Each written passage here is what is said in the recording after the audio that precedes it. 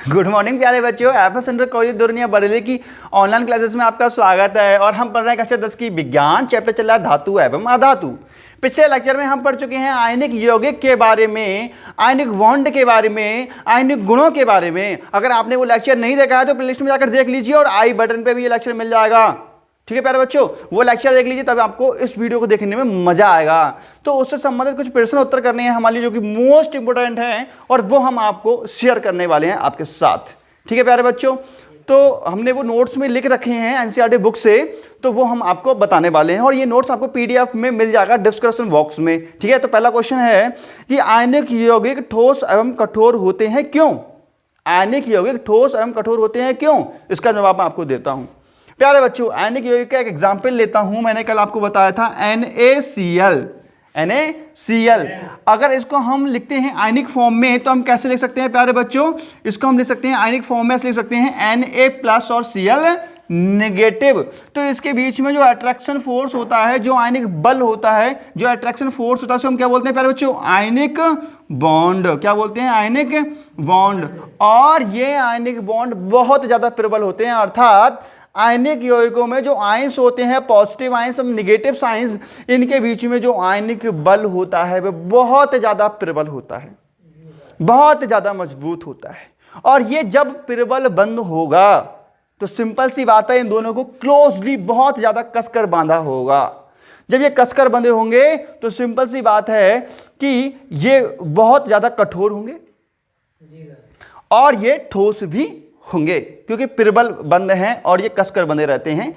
इसलिए प्यारे बच्चों देखिएगा, ये पॉजिटिव है, नेगेटिव, और हमेशा याद रखिएगा पॉजिटिव और नेगेटिव ऐसे आपस में जकड़े रहते हैं कि इनको अलग करना बड़ा मुश्किल होता है ना। आप रियल लाइफ में कितने एग्जाम्पल देखते होंगे, जो पॉजिटिव प्रकृति और नेगेटिव प्रकृति अर्थात विपरीत प्रकृति के जो लोग होते हैं वो अट्रैक्शन में ज्यादा रहते हैं, और इतने अट्रैक्शन में रहते हैं कि उनको अलग करना भी मुश्किल होता है।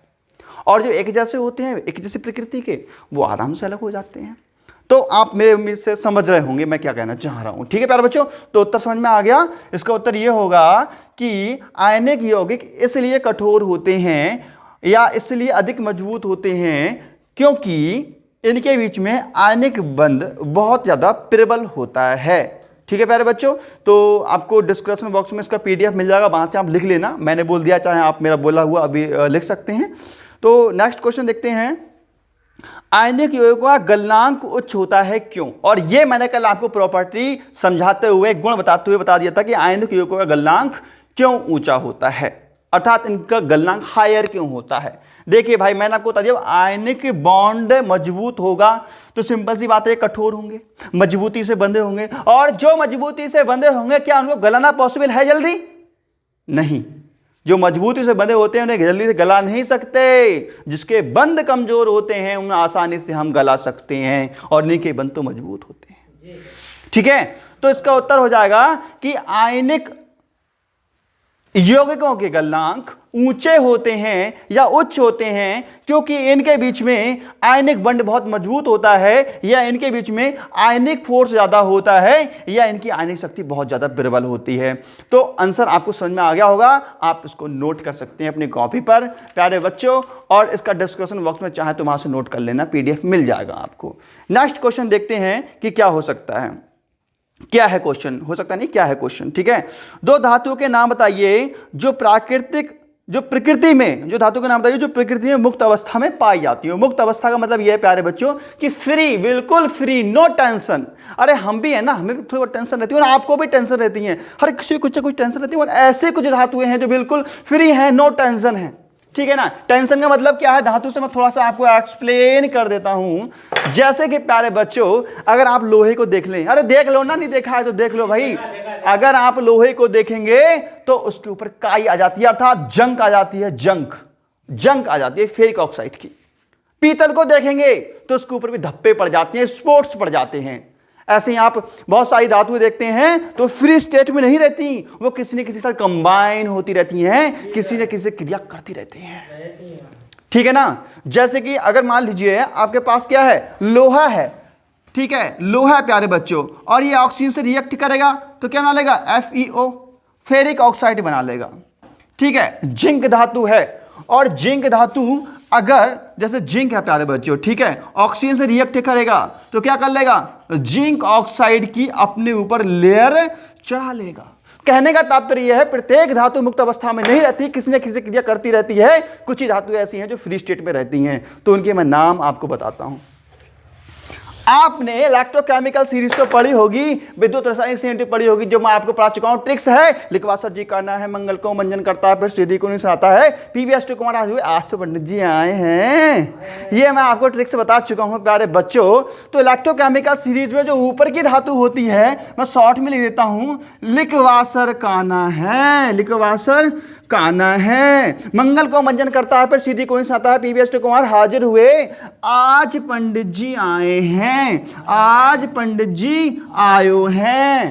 ट्रिक समझ में आती है? मैं बीच का खा गया सब, क्योंकि आपको पता है ना ट्रिक। तो लिखवासर काना है, लिखवासर काना है, मंगल को मंजन करता है, फिर सीधी को नहीं सुनाता है। पीवीएस कुमार हाजिर हुए, आज पंडित जी आए हैं। ठीक है, ये ट्रिक्स बता चुका हूं प्यारे बच्चों। इलेक्ट्रोकेमिकल सीरीज क्या कहती है?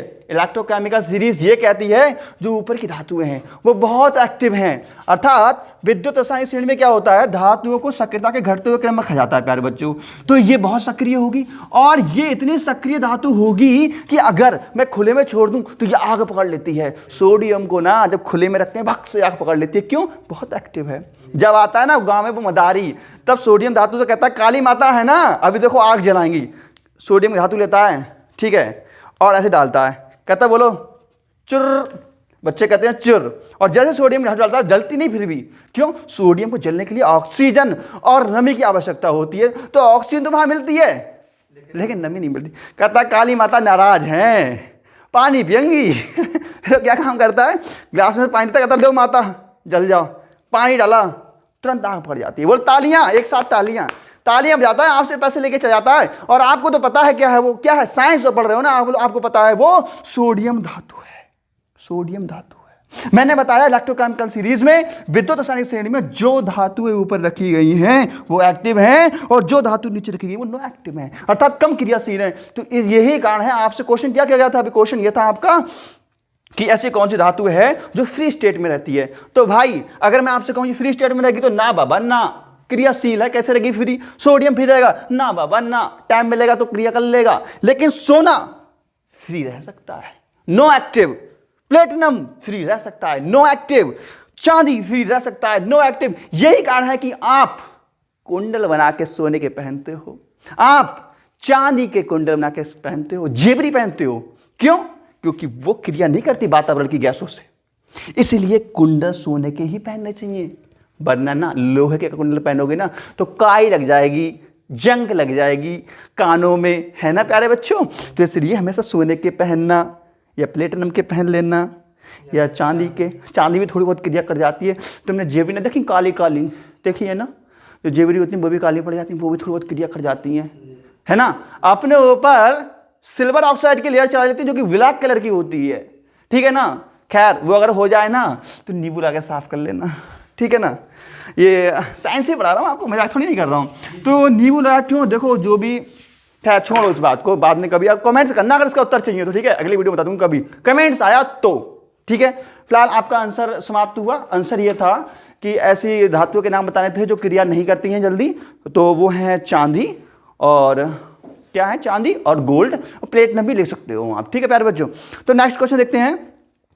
सोडियम, ऑक्सीजन और मैग्नीशियम के लिए इलेक्ट्रॉन बिंदु संरचना बनाइए। सोडियम ऑक्सीजन और मैग्नीशियम, ठीक है प्यारे बच्चों। देखो सोडियम, ऑक्सीजन और मैग्नीशियम के लिए इलेक्ट्रॉन बिंदु संरचना बनानी है, और मैं कल आपको सिखा चुका हूं अच्छे से, ठीक है। तो सोडियम के लिए परमाणु क्रमांक कितना होता है प्यारे बच्चों, 11। तो 2, 8 और 1, 11, ठीक है। इसका लिख सकते हैं बेटा। ऑक्सीजन के लिए इलेक्ट्रॉन बिंदु बतानी है ना, तो हमें ऑक्सीजन खाली परमाणु की बतानी है, अणु की नहीं, ठीक है। तो इसका होता है 8 होता है, तो लिख सकते हैं 2 और 6। इसका होता है 12, तो लिख सकते हैं 2 और 8 और 2, 12। क्लियर हो रहा है आप लोग बोरवरी के नियम से? मैंने कल समझाया था। हमें इलेक्ट्रॉन बिंदु संरचना पूछिए इसकी, ना कि पूरा अष्टक नियम, ठीक है, अणु नहीं परमाणु की। तो देखो सोडियम के बाद कोष में कितने इलेक्ट्रॉन है, इकलौता। तो ये रहा इलेक्ट्रॉन बिंदु संरचना, ठीक है। ऑक्सीजन, ऑक्सीजन के बाहर कोश में कितने हैं? 6, तो 1 काई, 2 काई, 3 काई, 4 काई, 5 काई और 6 काई। आगे कम ना काई है ही नहीं तो काई, ठीक।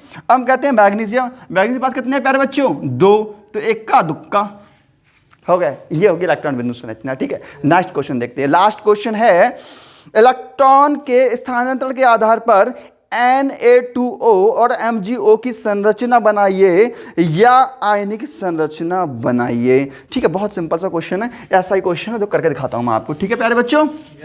मजा आ रहा है पढ़ते हुए? मजा आ रहा तो लाइक कीजिए और शेयर कीजिए वीडियो को, कमेंट्स कीजिए दमदार वाले, जो कि मैं आपको पढ़ाता रहूं निरंतर इसी टाइप से, ठीक है प्यारे बच्चों। तो है क्वेश्चन है, इलेक्ट्रॉन के स्थानांतरण, इलेक्ट्रॉन के स्थानांतरण समझते हो आप? ट्रांसफर आयनिक योग की बात हो रही है। इलेक्ट्रॉन के स्थानांतरण के आधार पर Na2O MgO की संरचना बनानी है। क्या क्या है प्यारे बच्चों? Na2O और MgO की स्ट्रक्चर बनानी है। तो हम Na2 की बात करते हैं। सबसे पहले कितने N है? 2 हैं। कितने N है प्यारे बच्चों? 2 हैं, तो 2 बार मैंने लिख दिया। O कितना है? इकलौता है। 11 लिख लो, यहाँ पे 11 लिख लो, यहाँ पे कितना लिख लो? 8। बोरबरी का नियम लगाओ, कितना होता है फटाफट बोलो? 2 8 10 और 1 इकलौता 11। 2 8 10 और 1 इकलौता 11। 2 और 6 बनाते हैं स्ट्रक्चर। क्या है? N2O। तो देखो O को रखो बीच में, कितने हैं? O के पास कितने हैं प्यारे बच्चों? 6 हैं। तो 1 काई, 2 काई, 3 काई, 4 काई, 5 काई, 6 काई, ठीक है। और सोडियम के पास कितने हैं प्यारे बच्चों? लास्ट में इकलौता है, ठीक है। तो भाई आयन का ट्रांसफर करना है इसमें, तो हैं तो 2 सोडियम बनाने हैं हम लोगों के लिए। तो हम इतना आते हैं सोडियम का, देखो एक सोडियम ये रहा और एक सोडियम ये रहा। तो इसके लिए एक प्यारे बच्चों ये वाला है, क्रॉस वाला मान लो, ठीक है। उसके पास वाला भी ये क्रॉस वाला मान लो, स्टार बना करके, ठीक है। अब इसके पास प्यारे हमें क्या है?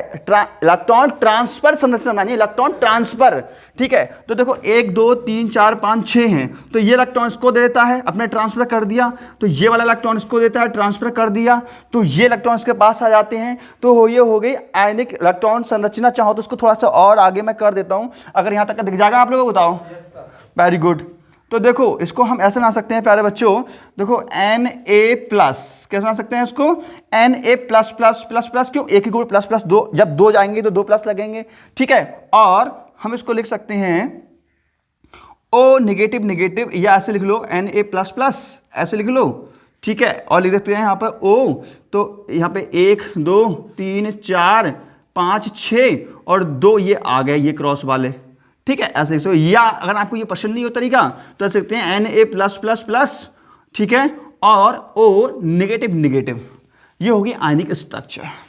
मजा आया नहीं आया? खैर हम दूसरा देखते हैं, MgO वाला, मैग्नीशियम ऑक्साइड वाला। ये मिटा देता हूं, आप लोग नोट कर लेना, ठीक है।